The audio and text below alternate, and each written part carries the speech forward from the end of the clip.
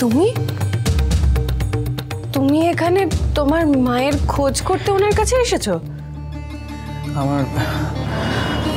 আমার মাকে খোঁজার আর কোনো দরকার নেই।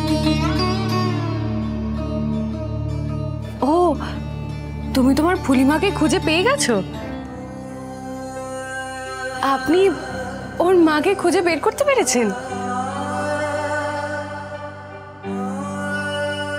আমি বলেছিলাম না তুমি তোমার মাকে ঠিক খুঁজে পাবে। দেখো, তুমি তোমার মাকে খুঁজে পেলে আর তোমার মনের সব কষ্ট দূর হয়ে গেল আর তুমি ঠিক হয়ে গেলে। ও আর ওর মাকে দেখতে পাবে না গৌরী।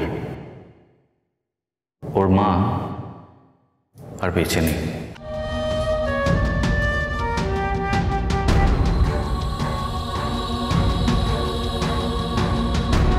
কে বলেছে ওর মা মারা গেছে? আপনি দেখেছেন ওর মাকে? আপনি কি করে জানলেন? আপনি দেখেছেন ওর মাকে মারা যেতে? না,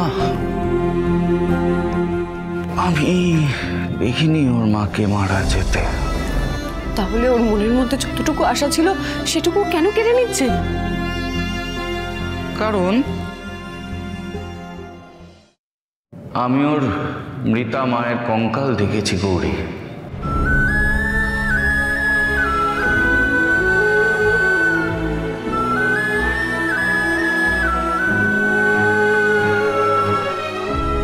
কঙ্কাল মানে ওই যে কঙ্কালটা আমাদের বাড়ির মেঝে খুঁড়ে বের করা যায়? সেই কঙ্কাল ওর মা ফুলি ঘোষের কঙ্কাল। আজ থেকে 15 বছর আগে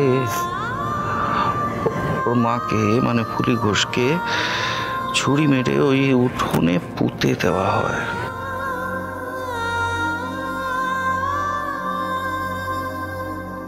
হতভাগ্য বাবুলাল হচ্ছে সেই ফুলি ঘোষের সন্তান। ছোটবেলা থেকে আমার মাকে আমি কত খুঁজেছি ভেবেছিলাম আমার মা বোধহয় হারিয়ে গেছে। আমি ঠিক খুঁজে পাবো, একদিন ঠিক খুঁজে পাবো, কিন্তু না, আমার মা তো হারায়নি। আমার মা মারা গিয়েছে। আমার মাকে মেরে ফেলেছে। ভাইয়ের কান্না দেখে যে দিদির চোখেও জল আসবে এটাই তো স্বাভাবিক। এমনই দুর্ভাগ্য আমার যে আমি দিদি আর ভাই দুজনের কারোর কাছে ওদের সম্পর্কটা বলতেই পারছি না।